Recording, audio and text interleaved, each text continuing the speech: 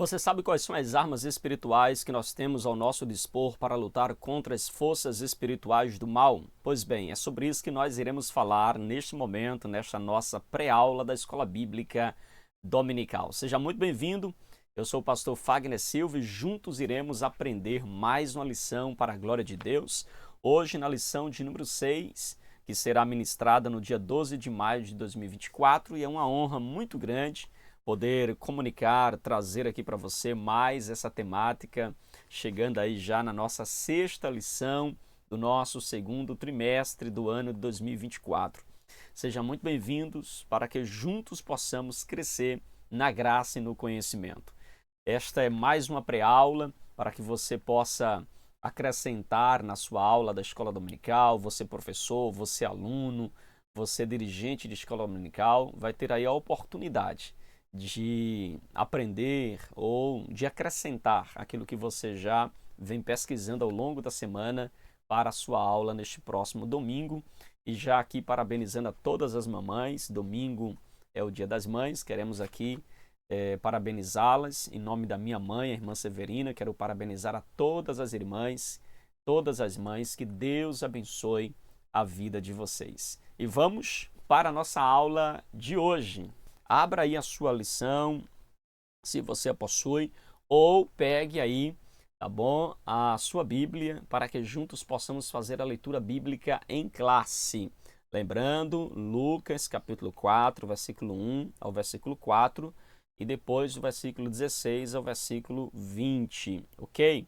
Vamos juntos fazer esta leitura da poderosa palavra do Senhor? Diz assim a palavra de Deus: E Jesus, cheio do Espírito Santo, voltou do Jordão e foi levado pelo Espírito ao deserto. E 40 dias foi tentado pelo diabo, e naqueles dias não comeu coisa alguma. Olha, irmãos, naquele dia não comeu coisa alguma. E diz o texto: E terminados eles teve fome, e disse-lhe o diabo: Se tu és o Filho de Deus, dize a esta pedra que se transforme em pão. E Jesus lhe respondeu dizendo: Está escrito que nem só de pão viverá o homem, mas de toda palavra da boca de Deus. E chegando a Nazaré, onde fora criado, entrou num dia de sábado, segundo o seu costume, na sinagoga, e levantou-se para ler. Eita glória! Esse já é o verso 16, não é? E foi-lhe dado o livro do profeta Isaías, e quando abriu o livro, achou o lugar em que estava escrito: O Espírito do Senhor é sobre mim, pois que me ungiu para evangelizar os pobres, enviou-me para curar os quebrantados de coração, e apregoar liberdades aos cativos, e dar vistas aos cegos, e pôr em liberdade os oprimidos, e anunciar o ano aceitável do Senhor. E, cerrando o livro, e tornando a dá-lo ao ministro, assentou-se, e os olhos de todos na sinagoga estavam fitos nele. Meu Deus, que texto, não é, irmãos? Muito rico, muito importante para a nossa compreensão, para o nosso crescimento, esse texto da poderosa palavra de Deus, que será abordado aqui alguns pontos desse texto exatamente no corpo da nossa lição, tá bom? Queridos irmãos, o nosso texto áureo está em 2 Coríntios, capítulo de número 10, versículo de número 4. Nosso texto áureo está em 2 Coríntios, capítulo de número 10, versículo 4. Abra aí a sua lição, tá bom? Para que a gente possa juntos, né, estar meditando aqui também no nosso texto áureo. Diz assim: Porque as armas da nossa milícia não são carnais, mas sim poderosas em Deus para a destruição das fortalezas. A nossa verdade prática diz assim: diante da batalha espiritual, temos poderosas armas espirituais à nossa disposição: a palavra de Deus, a oração e o jejum. Queridos irmãos, o que é que nós temos aqui no nosso texto áureo e na nossa verdade prática? Na nossa verdade prática, diz assim: diante da batalha espiritual. nós entendemos que estamos diante de uma batalha espiritual constante. Nós cristãos compreendemos que estamos diante de uma batalha, irmãos. E a nossa batalha, ela não é física, não é natural, não é carnal. A nossa batalha, ela é espiritual. E por se tratar de uma batalha espiritual, as armas para esta batalha não podem ser armas carnais, físicas, precisam também ser armas espirituais. Aqueles que querem lutar no mundo espiritual usando a força humana, a força terrena, está fadado ao fracasso, irmãos. Porque a batalha não é física, a batalha é espiritual. E por isso que a nossa lição de hoje vai trabalhar as armas da nossa batalha espiritual. São armas também espirituais. O autor, ele faz menção aqui de 3 armas, tá certo? Espirituais. Ele fala da palavra, da oração e fala também do jejum, que será aqui o ponto-chave da nossa lição. Serão os três pontos chaves da aula de hoje, esses 3 tópicos. Mas o tema, né, ou a palavra-chave da nossa lição, resumindo em uma palavra, né, ou a palavra que mais vai ser mencionada aqui, é a palavra armas. Por isso a gente vai entender como eram as armas no Antigo Testamento, quais eram as armas de defesa, quais eram as armas de ataque e, num sentido metafórico, trazer aí esta aplicação para a igreja, para nós cristãos e mostrar a importância de nós estarmos munidos espiritualmente para esta batalha, querido. O nosso texto áureo, ele fala que a nossa milícia não é contra a carne, irmãos. Não é contra o sangue, mas nossas armas são poderosas em Deus para guerrear e destruir as fortalezas das trevas, o reino das trevas. Então nós temos armas espirituais para lutar com o mundo espiritual, ok? Na lição anterior nós falamos sobre 3 inimigos ou 3 opositores do cristão, que se colocam como obstáculos na nossa caminhada cristã. Nós falamos do diabo, falamos do mundo e falamos da carne. O diabo, irmão, se vence de pelo menos 2 formas. Primeiro, resistindo a ele. Segundo, nos humilhando debaixo da potente mão de Deus e fazendo uso da palavra do Senhor. O mundo nós vencemos não fazendo aliança com eles, não sendo amigo do mundo, porque a amizade com o mundo é inimizade contra Deus. Já a nossa natureza, a carne, nós vencemos mortificando elas. Quando nós mortificamos a carne e andamos no Espírito, nós então vencemos as obras da carne. Agora, queridos, hoje nós vamos falar sobre 3 armas que nos ajudam, de um modo geral, a vencermos também esses 3 inimigos, esses 3 obstáculos que se interpõem na nossa caminhada cristã. Então, na lição de hoje, nós iremos enfatizar essas 3 armas, irmãos, que é de extrema importância para o nosso crescimento espiritual, para o nosso desenvolvimento espiritual.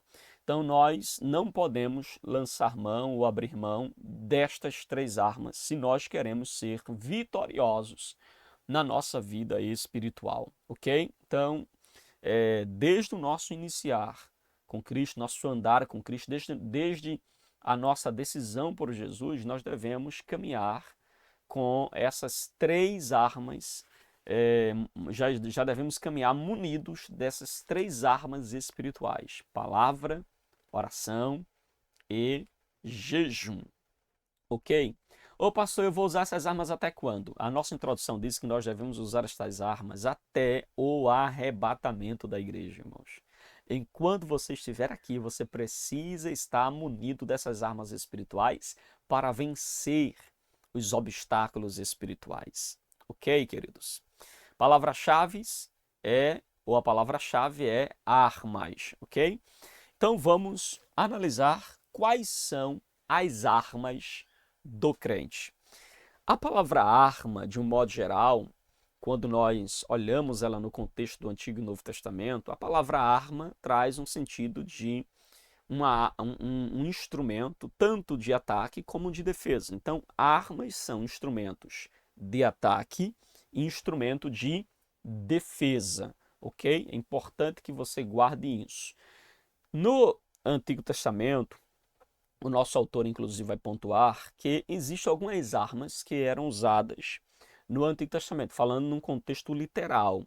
Por exemplo, quando a gente vai lá para 1 Samuel, capítulo 17, versículo 45, nós somos informados de uma arma de ataque que é a vara. Nós temos, por exemplo, no Salmo 23, versículo 4, nós temos ali a menção, só corrigindo, né? Em 1 Samuel, capítulo 17, versículo 45, nós temos ali menção da espada. Em Salmos, né, 23, versículo 4, nós temos a menção de outra arma de ataque, que é a vara.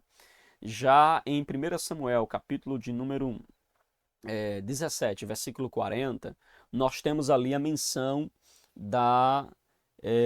de outra arma, que é também a funda, né? Davi vai usar uma funda para lutar contra o gigante Golias. Nós temos também menção, lá em 2 Reis 13, versículo 15, nós temos menção também uma outra arma literal que é usada, que é o arco e flecha. Em Josué 8, versículo 18, nós temos menção ali também de uma outra arma, que é a lança. Em 2 Samuel 18, 14, o dardo. Então veja que nós temos diversas armas de ataques ao longo do contexto de todo o Antigo Testamento. Quando nós chegamos no Novo Testamento, nós vamos também encontrar, né, outras armas, né, mas no Novo Testamento a gente vai ter mais um contexto de armas espirituais, mas nós temos também no contexto do Antigo e Novo Testamento as armas de defesa. Por exemplo, nós temos então no Novo Testamento o escudo como arma de defesa, está lá em Efésios 6.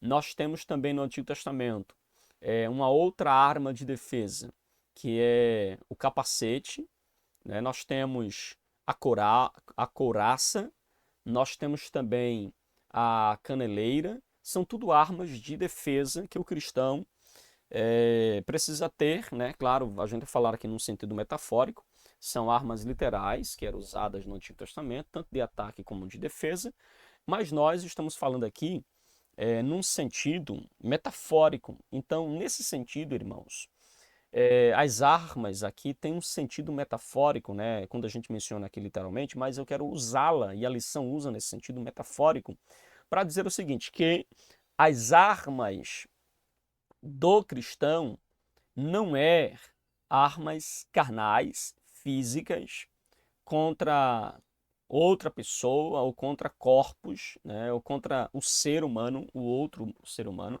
mas veja que a nossa arma, ela é, então, armas espirituais para nosso embate contra o diabo e seus demônios, contra o mundo e o seu sistema corrupto e contra as obras da carne. Então, a nossa batalha espiritual caminha por esses viés, ok? Nós estamos lutando constantemente contra esses seres, né, contra o mundo e a carne. Por isso, nós nos munimos de armas espirituais para este embate, ok? Irmãos, falando de armas e de batalhas espirituais, de lutas espirituais, é preciso que nós cristãos tenhamos a sensibilidade e discernimento de Deus para identificarmos as estratégias do inimigo. A nossa lição, no segundo subponto do ponto 1, vai falar sobre as estratégias do inimigo. Irmãos, nós não podemos desprezar o conhecimento a respeito da força do inimigo. Muitas vezes as pessoas elas subestimam o poder, subestimam as astutas ciladas do inimigo e por isso eles terminam sendo vencidos e destruídos. Quando nós lemos o Novo Testamento, nós vamos perceber que o diabo, irmãos, ele é aquele ser que é capaz de ludibriar as pessoas e para isso a gente vai encontrar na passagem bíblica, né, por exemplo, lá na parábola do semeador. Qual o papel do diabo ali na parábola do semeador? Ele é aquele que arrebata a semente, que rouba a semente. Em outras palavras, ele é aquele que rouba a semente da palavra de Deus no nosso coração. Esse é o trabalho do diabo, irmãos. Ele é a estratégia dele roubar a palavra. É por isso que quando você está no culto, meu filho, ei, presta atenção. Irmãos, sabia que o diabo no culto tenta roubar a palavra do coração? Como, pastor? Te distraindo para ir olhar uma notificação no WhatsApp, te distraindo para mandar uma mensagem para alguém, te distraindo para conversar durante a mensagem, durante o culto, te distraindo, te fazendo olhar para detalhes no culto que te tira a atenção da palavra. Às vezes pode se valer até através de uma música, de um ritmo, que você fica pensando nele e esquece do louvor, da letra. É ou não é? Quantos ritmos, irmãos, não tem roubado nesse instrumento do diabo para roubar a palavra do nosso coração? É por isso que eu conheço alguns pastores que são contra, por exemplo, o fundo musical. Porque o fundo musical pode dividir a tua atenção da palavra. Você pode, de repente, começar ouvindo a pregação, mas o fundo musical foi tão atraente, mas tão chamativo, ou foi colocado tão alto, que você se distraiu com o fundo musical e esqueceu a mensagem. E ela começa a competir com você em relação à mensagem. Então veja, é por isso que tem pregadores que não gostam, não usam fundo musical, exatamente para não haver essa competição entre o fundo musical e a mensagem que está sendo pregada. Então há muitas maneiras que o diabo pode usar para roubar do nosso coração a mensagem, roubar a palavra de Deus no nosso coração. Então, queridos, que possamos vigiar e perceber as estratégias do inimigo. Quer ver outra forma estratégica que Satanás ele age, irmãos? Quer ver? Lá em Atos capítulo 5, versículo de número 3, nós temos a narração da história de Ananias e Safira. E naquela época, no contexto ali da história, muitos irmãos estavam vendendo suas propriedades, depositando aos pés dos apóstolos para atos humanitários, para socorrer os aflitos e os necessitados, em especiais da comunidade cristã.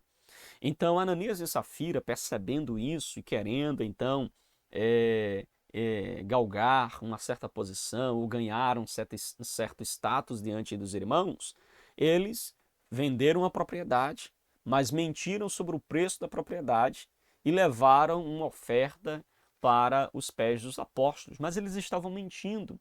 E o apóstolo Pedro vai questioná-lo, que eles não estão mentindo para Deus, porque Deus, ninguém pode mentir para ele.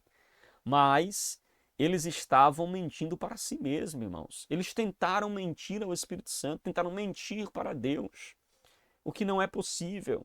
Então veja como Satanás, ele pode se valer de uma coisa boa, porque fazer atos humanitários é bom, fazermos atos solidários é bom, mas veja como Satanás pode usar o nosso coração para nos orgulharmos daquilo que a gente faz, para galgar status naquilo que a gente faz. Usarmos aquela boa ação, mas com a motivação equivocada, com a motivação errada, irmãos. Então, muito cuidado com relação a isso. Quer ver outra forma como o diabo, irmãos, ele usa de estratégia para roubar de nós a palavra, a nossa vida com Deus, roubar a nossa comunhão com o Senhor? A Bíblia diz, lá em Lucas 22, versículo 3 e versículo 4, que Satanás entrou no coração de Judas, irmãos. Satanás entrou no coração de Judas. Isso é a estratégia dele. Se você abre brecha, se você não preserva a presença do Espírito Santo no seu coração, Satanás ele entra, e ele entrou no coração de Judas, de tal forma que Judas, logo na sequência nós somos informados que ele foi vender Jesus, irmãos. Ele foi negociar com os sacerdotes o preço pelo qual ele venderia Jesus, e a Bíblia diz que a partir daquele momento ele buscou a ocasião para, então, vender Jesus, entregar Jesus. Então, queridos, olha como é importante nós observarmos isso. A palavra de Deus também fala, irmãos, lá no livro de Atos, no livro de Timóteo, segunda carta de Paulo a Timóteo, capítulo 2, versículo 26, nós somos informados, irmãos, que Satanás, ele vai induzir as pessoas né, ao erro, vai induzir as pessoas a mentirem ou a viverem no engano. Eu quero chamar a sua atenção porque, veja, um dos trabalhos do diabo, irmãos, é enfraquecer a vida do crente, né, é escravizar o crente. Veja o que a nossa lição aponta aí nesse texto de 2 Timóteo, capítulo 2, versículo 26.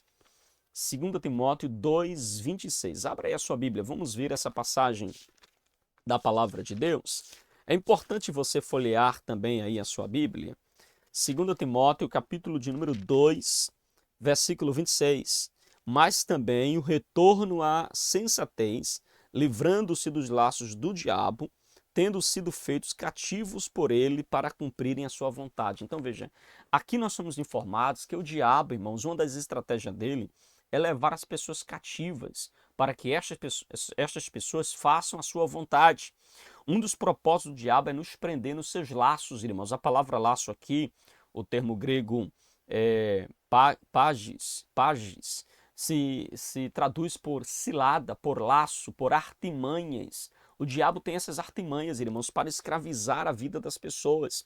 Agora veja, 1 Timóteo capítulo 4, versículo 1, nós somos informados, irmãos, olha que interessante aqui, 1 Timóteo 4, versículo 1.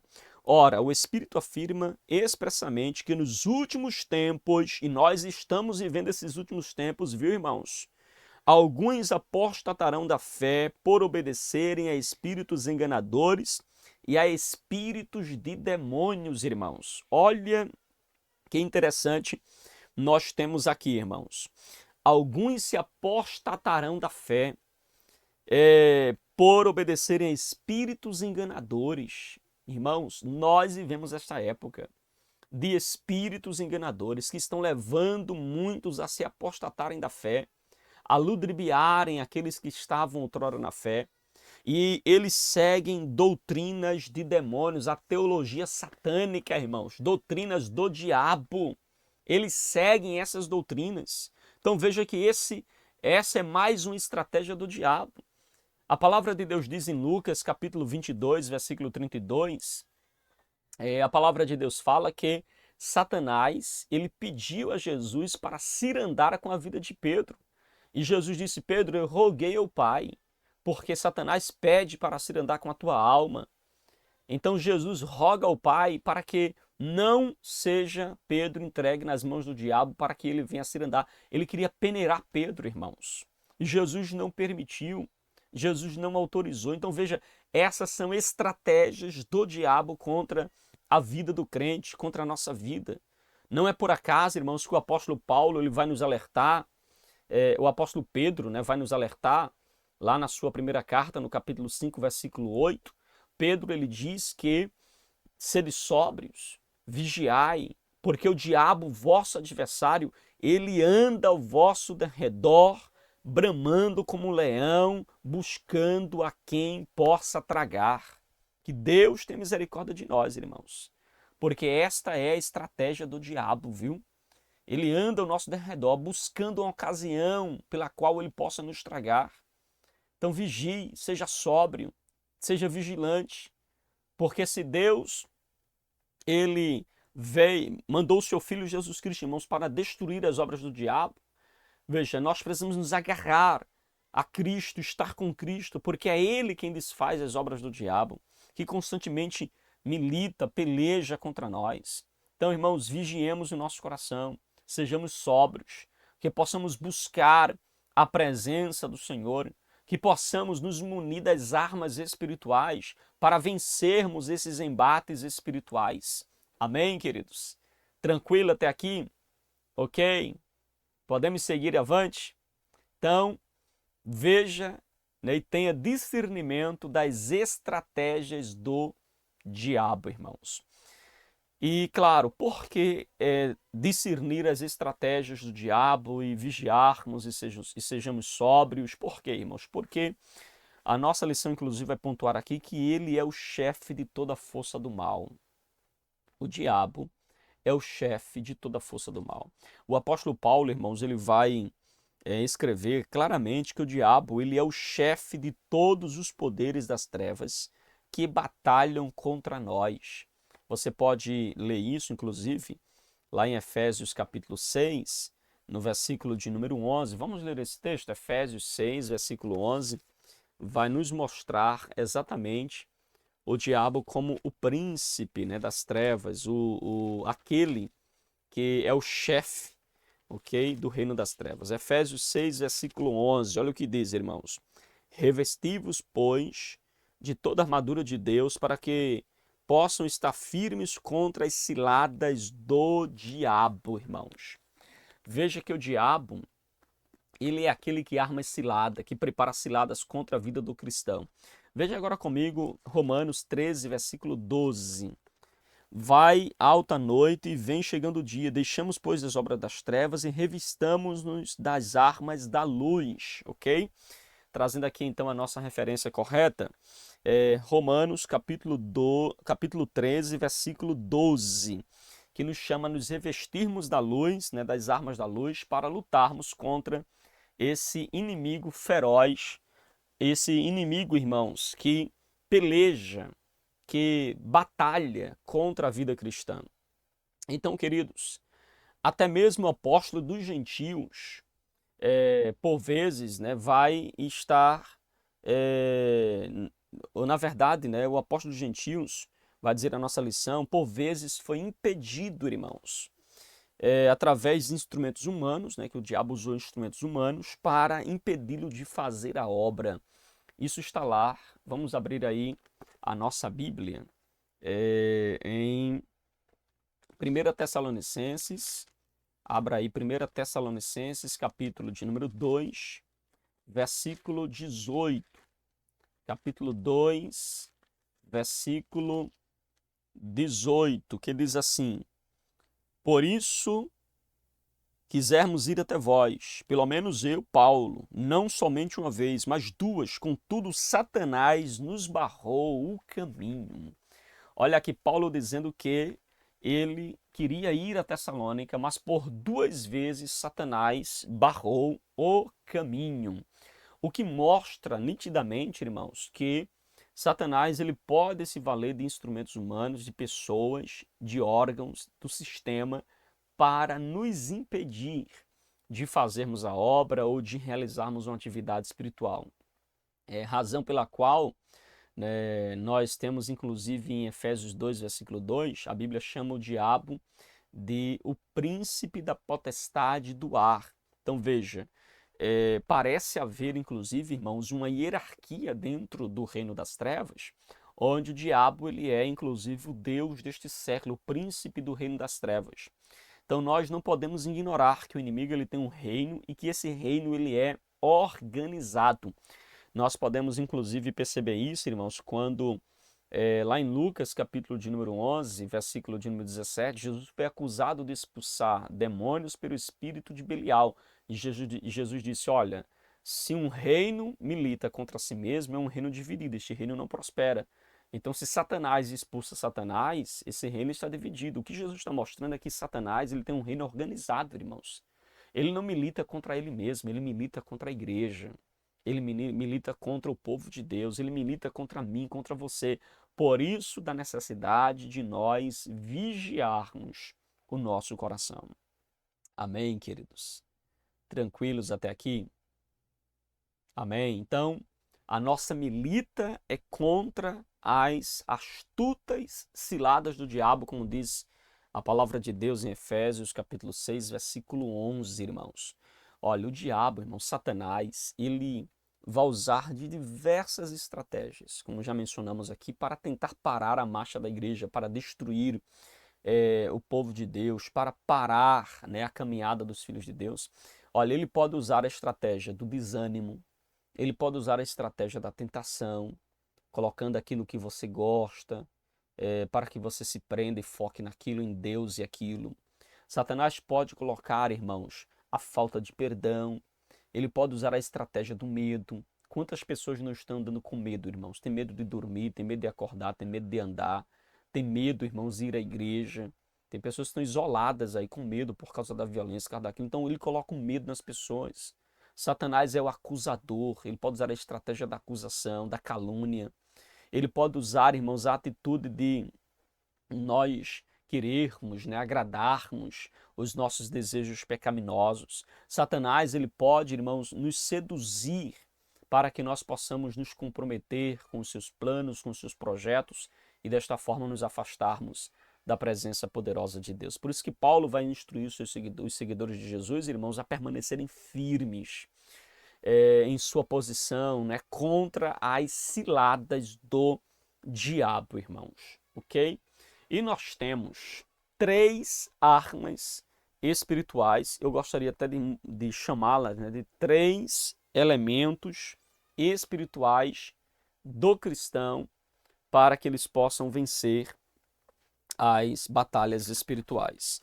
Ou seja, nós poderíamos chamar de 3 recursos espirituais, ao invés de chamar arma, porque se você olhar, né, dentro do contexto bíblico, a oração não se trata de uma arma espiritual, mas a oração se trata daquilo que costura as armas espirituais. É aquilo que mantém unidas os elementos espirituais, as armas espirituais. As orações, a oração, ela, embora não seja retratada na Bíblia como uma arma espiritual, ela é sim um recurso espiritual importante para manter a armadura em nós, de tal forma que possamos guerrear as batalhas espirituais. Mas quais são, então, as armas espirituais? A primeira arma espiritual que nosso autor vai trabalhar, inclusive tem outras, mas a primeira arma espiritual que ele vai trabalhar é a arma da palavra de Deus. Então, a arma espiritual que nós dispomos para lutar contra o inimigo é a arma da palavra de Deus. Irmãos, a palavra de Deus é a espada do Espírito. O Senhor Jesus, quando estava no deserto, e a gente entra para a nossa leitura de hoje, o Senhor Jesus, quando estava no deserto, ele venceu o diabo, irmãos. Não foi com show gospel, não foi com louvorzão, não foi com cantada.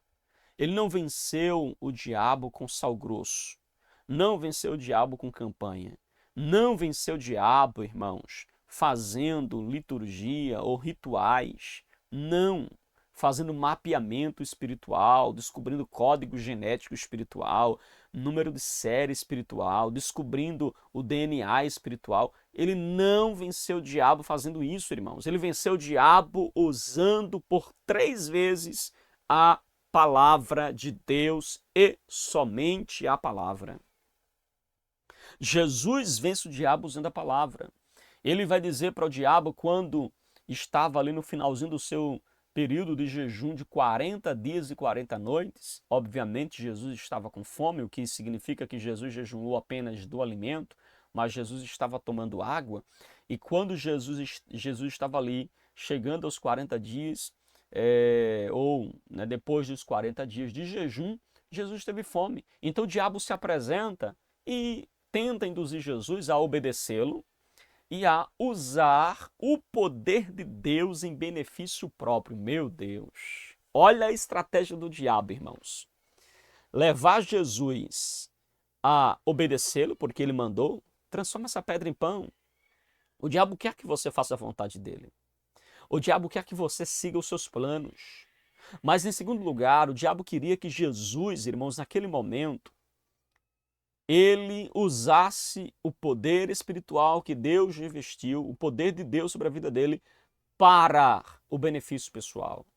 E aqui eu chamo a sua atenção, querido, muito cuidado para com aquelas pessoas que se dizem profetas de Deus, homens usados por Deus, mas que estão usando o poder de Deus para benefício pessoal.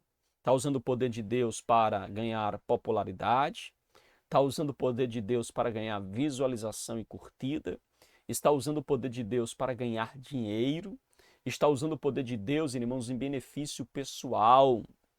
Muito cuidado, Jesus usou o poder de Deus não em seu benefício. São raros o texto na Bíblia que mostra Jesus usando o poder para benefício pessoal. Eu me lembro, por exemplo, daquela passagem quando o imposto foi cobrado para Jesus e Jesus mandou Pedro ir pescar e pegar ali um peixe, cujo peixe teria uma moeda e pagaria o imposto por ele e por Pedro. Foi um milagre que ele fez em benefício pessoal. Mas veja, é muito raro você encontrar isso. Jesus está sempre usando o poder de Deus para o benefício alheio, para o próximo, não para si.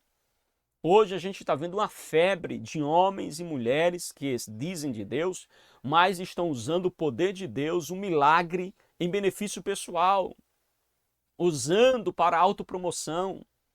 Então, queridos, isso é uma estratégia do diabo. Ele chegou para Jesus: transforma essas pedras em pães, alimenta o teu corpo físico, tu estás com fome, tu és filho de Deus. Ou, na verdade, questionou a identidade, né, de Jesus, porque disse assim: se tu és o Filho de Deus. Ele questionou, irmãos. Jesus, há 40 dias atrás, tinha saído do batismo no Rio Jordão e ouviu dos céus Deus dizendo: este aí é o meu filho amado em quem me comprazo. Jesus ouviu Deus dizendo: este é meu filho. Agora o diabo no deserto está questionando a identidade de Jesus, porque outra estratégia do diabo, irmãos, é questionar a tua identidade. É questionar se você é mesmo de Deus, se você é filho mesmo de Deus, se você é crente mesmo. Ele questiona a tua identidade, ele quer que você viva confuso e veja que a nossa geração é uma geração que perdeu a identidade.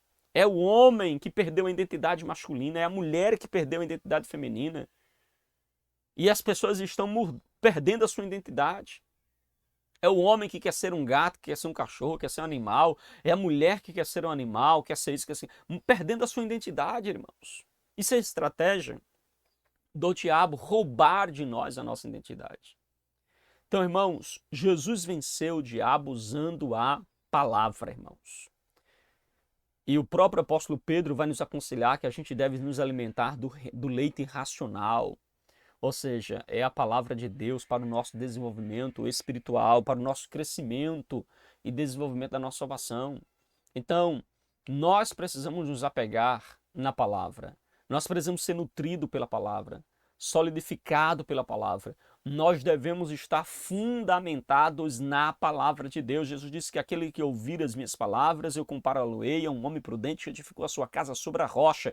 Quando você segue a palavra, obedece a palavra, ouve a palavra e anda na palavra, você é um crente firmado sobre a rocha da palavra. Louvado seja Deus. Mas caso contrário, irmãos, quando nós desprezamos a palavra, nós seremos aquele crente edificado sobre a areia, que não suporta os ventos, a chuva, não suporta os rios, e grande é a nossa queda. Então, irmãos, a palavra de Deus deve estar presente em todos os aspectos da nossa vida cristã, porque é através dela que nós experimentamos uma vida frutífera, uma vida edificada, uma vida transformada na presença poderosa do nosso Deus. Amém, queridos?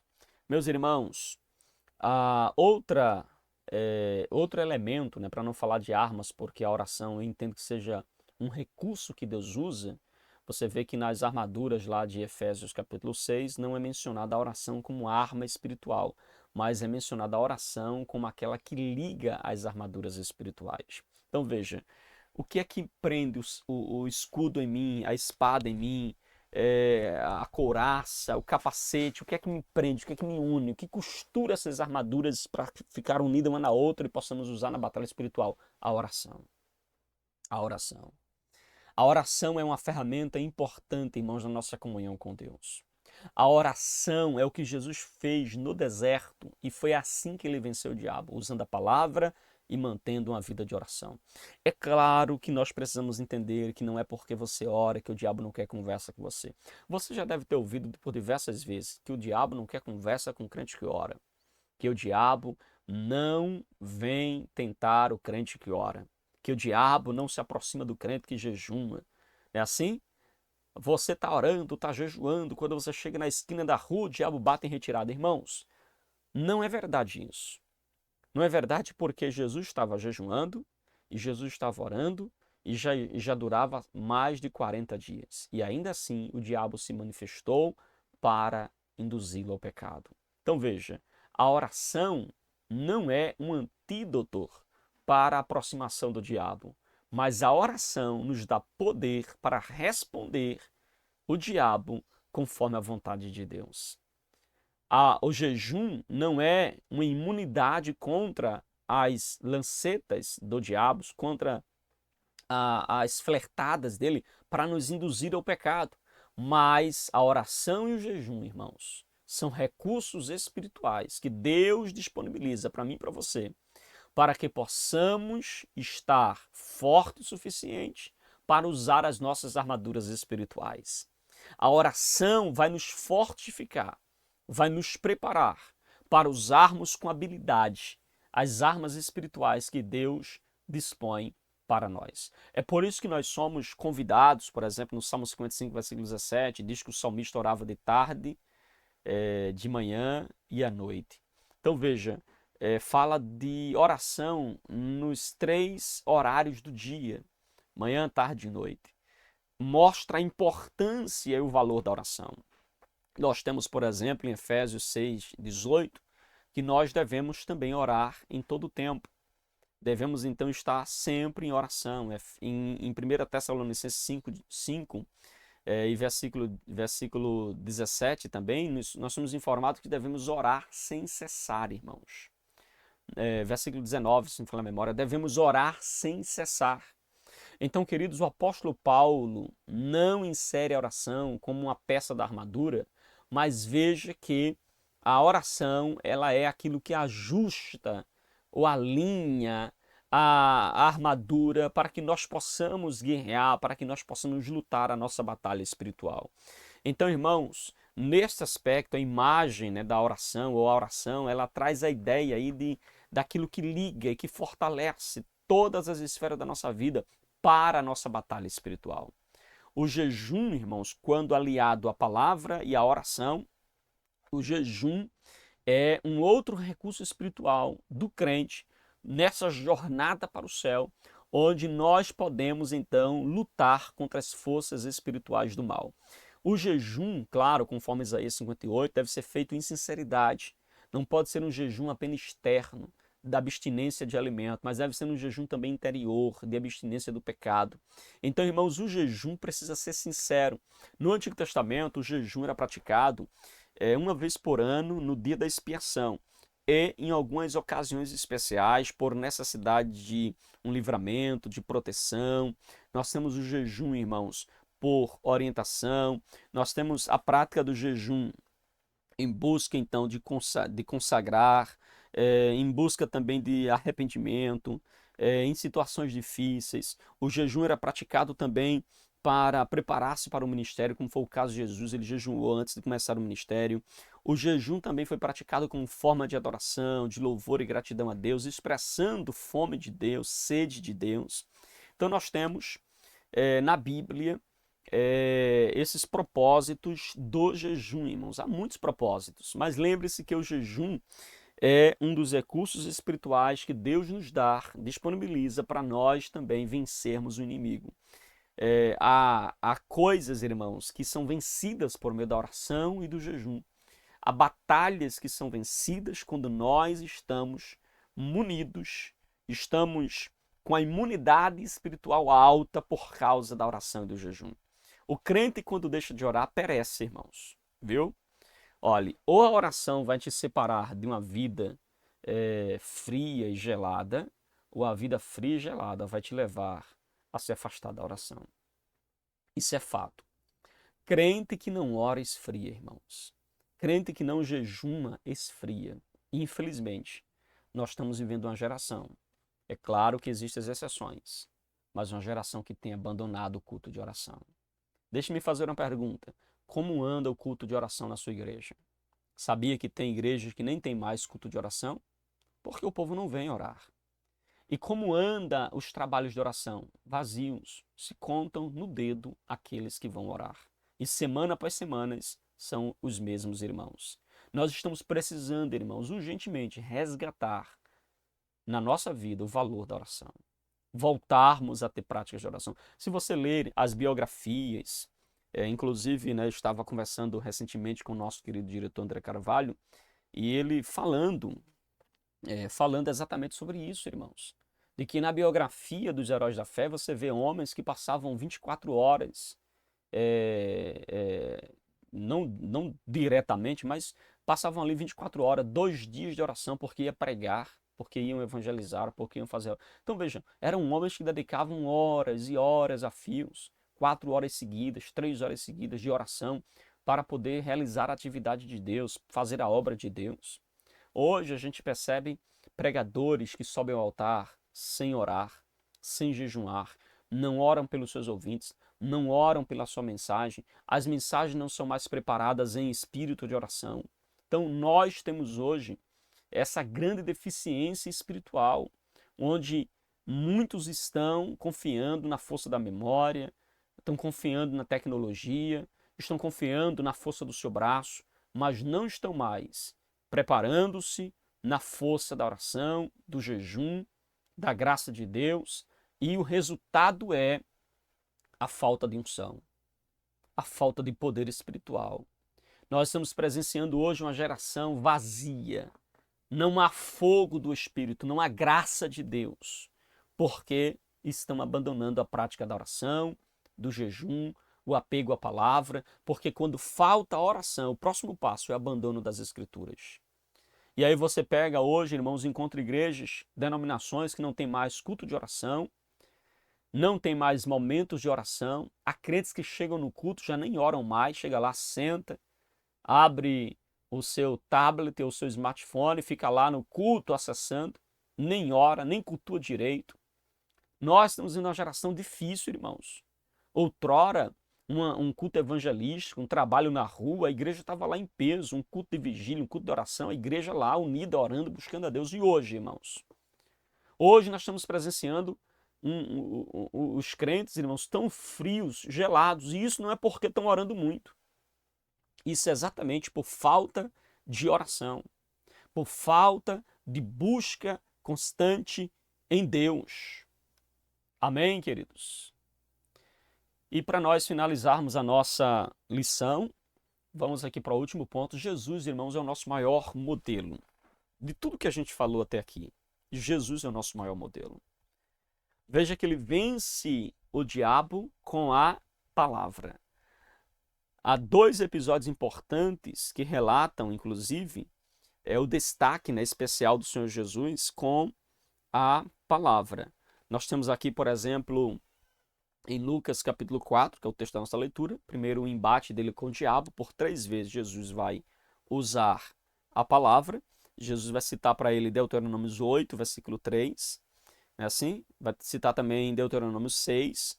E nós temos também, irmãos, o segundo momento de Jesus com a palavra, que é quando ele está na sinagoga. Foi-lhe dado o livro, ele leu o livro do profeta Isaías e mostra, né, que ele veio exatamente para desfazer as obras do diabo, que ele veio para libertar os cativos, para libertar os oprimidos. E Jesus, ele vira-se para os ministros e para aqueles que estão na sinagoga e diz assim: olha, hoje se cumpriu esta palavra. O que Jesus está dizendo é que ele é o cumprimento daquela profecia de que viria para livrar, né, os cativos, libertar os oprimidos. Então, irmãos, nós temos aqui Jesus vencendo o inimigo por meio da palavra. A tentação de Jesus é um exemplo clássico disso, de que nós vencemos as tentações, as obras do diabo, as investidas do diabo por meio da poderosa palavra de Deus, irmãos. Não há outro meio para nós vencermos as nossas batalhas espirituais, senão por meio da poderosa palavra de Deus. Ok? Jesus deixou claro para nós esse exemplo de que é pela palavra que nós vencemos. E, claro, irmãos, Jesus também era um homem que vivia uma vida de constante oração. Eu acho esse fato muito interessante, irmãos, porque Jesus era Deus, 100% Deus e 100% homem. E Jesus não abriu mão da oração. Você vai encontrar no livro de Lucas, em especial, por diversas vezes. Jesus se retirou para orar, e vindo Jesus da oração, e Jesus passou uma noite de oração. Irmãos, a gente vê constantemente, Jesus orava pelos apóstolos, orou pela igreja, orou pelos seus algozes, orou pelos seus inimigos, orou, irmãos, por aqueles que se encontravam junto ao túmulo de Lázaro. Nós vemos que Jesus levou uma vida de constante oração.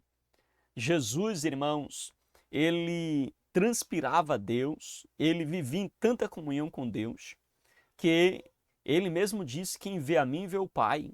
Jesus, ele vai dizer também, ele vai nos mostrar, irmãos, que a palavra, né, a palavra e a vida de oração, né, através da palavra ele venceu o diabo, e através da vida de oração de Jesus, ele mostrou para os seus discípulos, né, vivendo uma vida de oração tão constante, que os discípulos se sentiram constrangidos e pediram a Jesus que o ensinassem a orar. E sabe o que é que eu acho interessante aqui? É porque os discípulos poderiam ter pedido a Jesus: Senhor, nos ensina a curar, nos ensina a expulsar demônios, Senhor, nos ensina a operar maravilhas, Senhor, nos ensina a multiplicar pães e peixes, Senhor, nos ensina a fazer tantas coisas. Eles poderiam ter pedido a Jesus, mas a Bíblia diz que eles pediram a Jesus que os ensinassem a orar, irmãos.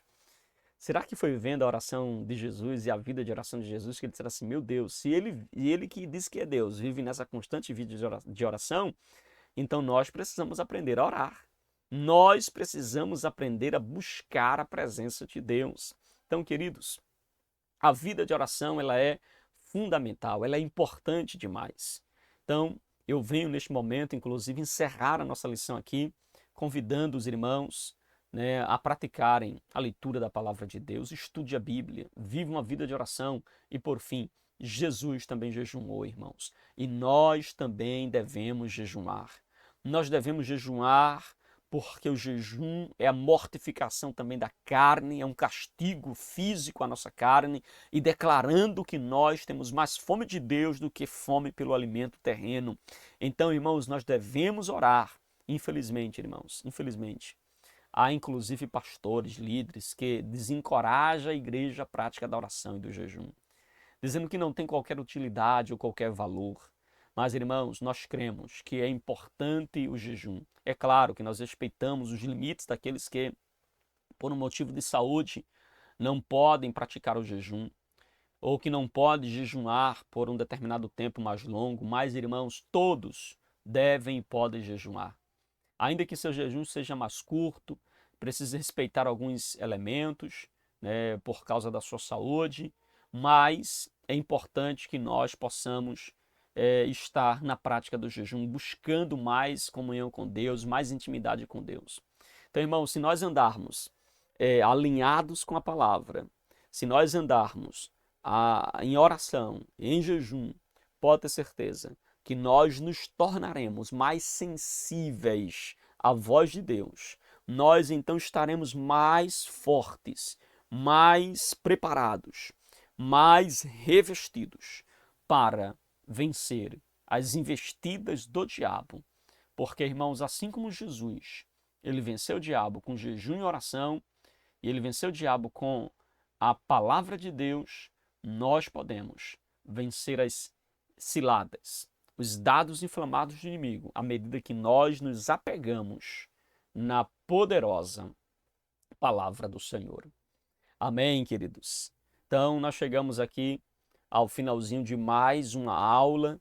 Que Deus em Cristo continue abençoando a sua vida, que você possa guardar nesta lição, guardar esta ministração para a glória de Deus, e que você possa crescer na graça e no conhecimento que há em Cristo Jesus. Lembre-se, irmãos, o nosso inimigo ele é ardiloso, ele é perverso, e por isso não podemos ignorar as suas estratégias e não podemos deixar de estar munidos dos recursos espirituais e das armas espirituais para vencê-lo, para guerrear.